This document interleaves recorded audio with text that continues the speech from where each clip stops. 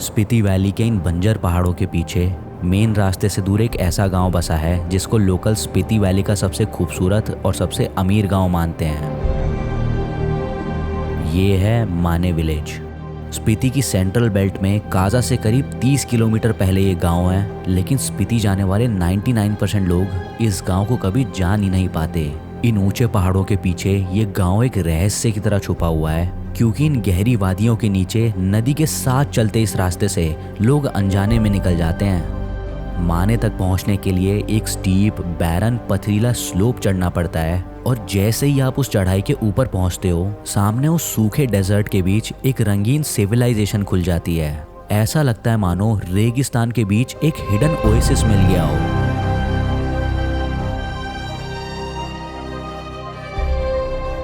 10,000 feet की ऊंचाई पर बसा ये गांव दुनिया के शोर शराबे से बिल्कुल दूर अपनी खामोशी में एक अलग ही कहानी लिख रहा है।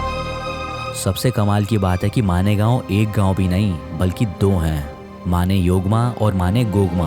और लोकल लोर की माने तो ये हुआ था एक मैसिव फ्लैश फ्लड की वजह से, जिसने इस गांव को 2 हिस्सों में बांट दिया। ना यहाँ बारिश होती, ना मॉडर्न फैसिलिटीज हैं, लेकिन फिर भी माने स्पीति का सबसे अमीर गांव है। हम भी निकले तो थे अपने वही जेनेरिक स्पीति रूट को करने, लेकिन बस एक मोड़ ने हमें इस आइसोलेटेड लेकिन बेहद ही खूबसूरत जगह तक पहुंचा दिया। कैसे लोग इतनी आइसोलेशन में जीते हैं, इतनी कम चीज़ों के साथ ज़िंदगी कैसे चलती है, और कैसे ये बिना रिसोर्सेज के भी इतना वेल्दी विलेज बन गया। इन कुछ सवालों के जवाब शायद हमारा ही इंतज़ार कर रहे थे, पर वो कहते हैं ना कि मंजिल से ज़्यादा मज़ा सफ़र का होता है। तो चलिए शुरुआत से शुरू करते हैं। 2 रात पहले पैकिंग करके दिल्ली से हम निकल पड़ते हैं हिमाचल के लिए। साहब रात के 3 बज रहे हैं और हम लोग निकल चुके हैं स्पीति वैली के लिए। बीच में देखते हैं अभी कुछ खाएंगे, यहाँ पे सोनीपत के पास रुके हुए हैं। क्या लाइफ है ना यार, रात में निकलो अपने हिसाब से।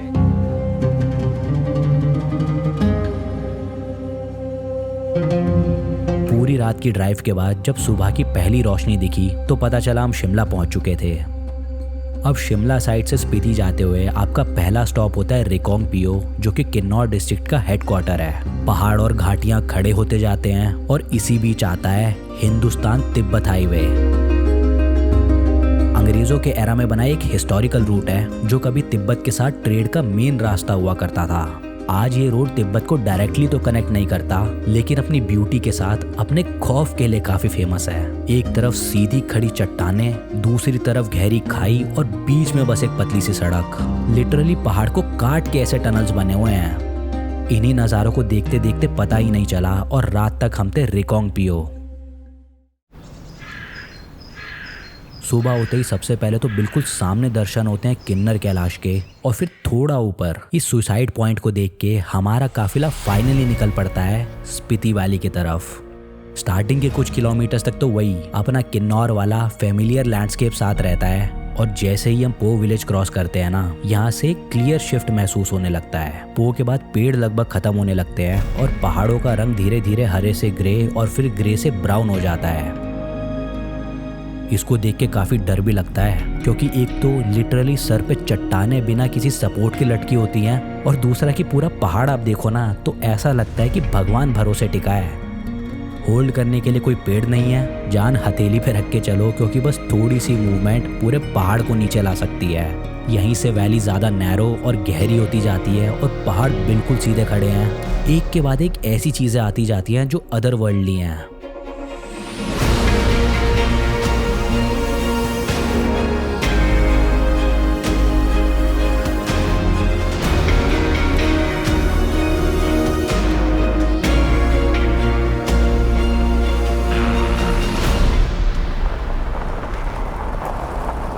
गाइस एप्पल के पेड़ ही पेड़ है, इतने लाल एप्पल ना बंदर की डुई भी नहीं होती।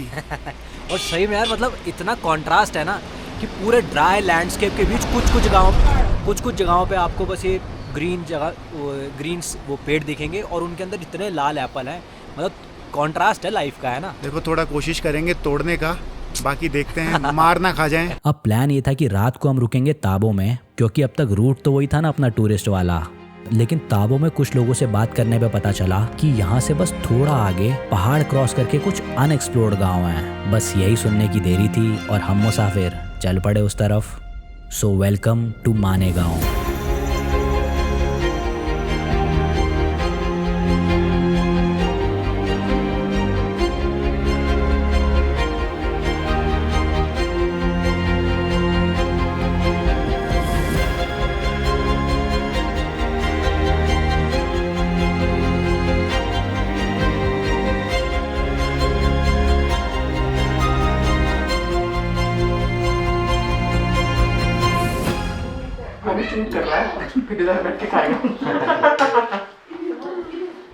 हम रुके थे माने के फेमस जीत अंकल के होम स्टे में।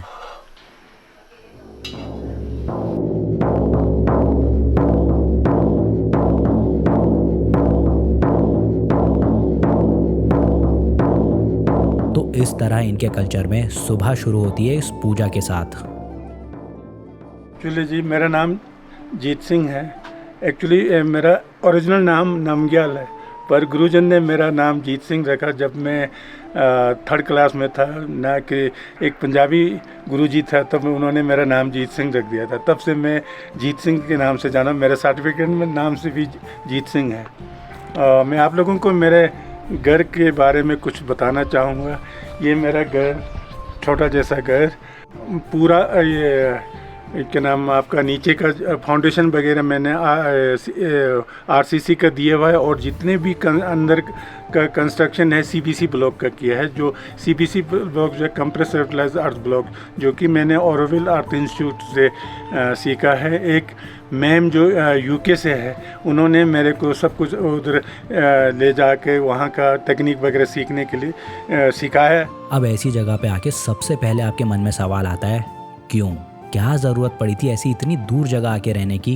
इतने सालों पहले जब ना सड़क होती होगी ना कच्चे रास्ते, तब कहाँ उन पहाड़ों के बीच से नेविगेट करके इनके पूर्वज यहाँ आए होंगे और सोचा होगा कि यही अब हमारा घर है। आप लोग इतनी दूर आके रहते हो? जी हाँ जी। मतलब कितनी दूर है ये प्लेन से? तो आप लोग कभी सोचते नहीं हो कि नीचे जाके रहना है? नीचे प्लेन्स में मैं मतलब ऑनेस्टली कहूँ ना, तो जहाँ का पैदाइश जहाँ का है, मैंने कहा आप लोग इधर आके आप लोग को बोले यहाँ बस जाओ, आपको ज़मीन वगैरह मिल जाए, तो आप लोग भी पसंद नहीं करेंगे। क्योंकि मैं सच्चे मन से कह रहा हूँ, हमें गर्मी बर्दाश्त नहीं होगी, पहली बात है ना जी। अभी जहाँ जिस जगह हम पैदा हुए हैं, तो हमें मतलब अपने ज़मीन पर गर्व है, हम खुशी से रह रहे हैं यहाँ, है ना जी। तो सुख सुविधा जैसे फॉर एग्जाम्पल जैसे सर्दियों में यहाँ पे बहुत दिक्कतें होती हैं? नहीं, उस पे हम पूरा मेंटली हम लोग तैयार हैं उसके लिए। जैसे आप मतलब एग्जांपल के ले लो, दिल्ली में चले जाओ, वहाँ की गर्मी, वहाँ का आबो हवा हमें बिल्कुल वो पसंद नहीं होती। क्योंकि इतना देखो, आप कहीं भी कैमरा घुमा लो, बिल्कुल शुद्ध वातावरण, आपका एक भी मिस्ट वगैरह नहीं होगा, कुछ भी नहीं होगा। देखो आपका दूर तक आपका सब कुछ साफ दिखाई देगा ना। माने के मोस्टली लोग करते हैं खेती, और ऐसी वैसी खेती नहीं। यहाँ का वेदर काफ़ी सूटेबल है, तो ये लोग मटर से लेके लेटिस, बेल पेपर जैसी एग्जॉटिक सब्जियों तक उगाते हैं। जैसे हमने सुना है कि माने पूरे स्पीति वैली का सबसे रिचेस्ट विलेज है। नहीं, ऐसे तो नहीं। किस गांव में ये किस सेंस में, खेतीबाड़ी के चक्कर में ही है कि ये कैसा है? ऐसे वो नहीं है कोई मतलब कैमरे वाला या कोई वीडियो शूट करने वाला है, उसको अच्छा लगा, गांव का ग्रीनरी है, फसल अच्छी, उस टाइम फसल भी अच्छी है, तो उन्होंने कहानी सुना। जब मैंने पहले बताया कि पूरे स्पीति वैली को यहाँ से जो लकड़ी, ये इमारती लकड़ी वगैरह यहाँ से सप्लाई करते थे, तो मैंने कहा 2-3 ये चीज़ें ये है। और फसल बहुत अच्छे होते हैं हमारा, कोई इसमें कोई दो राय नहीं, बहुत अच्छा फसल होती है। जैसे आपका 1 किलो मटर बीजेंगे तो हमारे 32 किलो 32 मतलब 40 किलो तक का हमारा प्रोडक्शन हो जाते, तो वो थोड़ा बहुत ये है। अब हम लंच करके उठे ही थे कि अंकल ने अपनी कैप पहनी और बोले चलो गॉर्स दिखा के लाता हूँ। गौर सुन के समझ तो नहीं आया, बट एक लोकल एक्सपर्ट तुम्हें कुछ हिडन दिखा रहा है, तो इसको तो हम मिस करने वाले नहीं थे।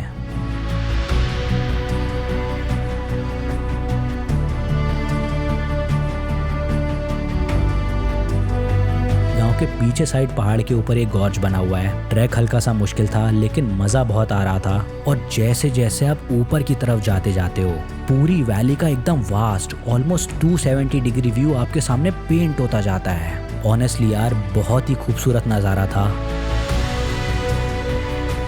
फाइनली करीब 1 घंटे के छोटे से ट्रैक के बाद हम पहुंच गए माने गॉर्ज। और भाई साहब जैसा मूवीज़ में दिखाते हैं ना, पहाड़ के बीच में एक पतला सा गैप लेकिन इतना गहरा कि आपको उसका बॉटम नहीं दिखता, बस पानी की आवाज़ कहीं नीचे से आ रही होती है जिससे पता चलता है कि ये कितना गहरा होगा।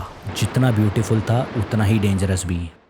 अंकल ने बताया कि पीक सर्दियों के टाइम तो ये गॉर्ज एडवेंचर स्पोर्ट्स के लिए ओपन हो जाता है। पानी की स्ट्रीम जम जाती है और एथलीट्स उस पर आइस क्लाइंबिंग करने आते हैं। फिर थोड़ा हम साइड में नीचे की तरफ उतरे और ऐसे पथरीले लैंडस्केप में आप एक्सपेक्ट करते हो कि मिट्टी वाला पानी होगा, ब्राउन होगा, लेकिन इतना क्रिस्टल क्लियर ब्लू पानी शायद ही आपको किसी हिल स्टेशन या और जगह मिलेगा। सच बताऊं तो क्लियर पानी से मुझे एक अलग ही टाइप का प्यार है यार। कितने भी थके हो, मूड खराब हो, स्ट्रेस हो, आपको बस ऐसा कुछ मिल जाए, दोस्त सब गायब। मन कर रहा था घंटों इसमें पैर डाल के बैठे रहें, और वो तो ठंडा इतना था कि हिम्मत नहीं हुई जाने की, वरना ऐसे वाटरफॉल में नहाने का मौका हम तो कभी नहीं छोड़ते।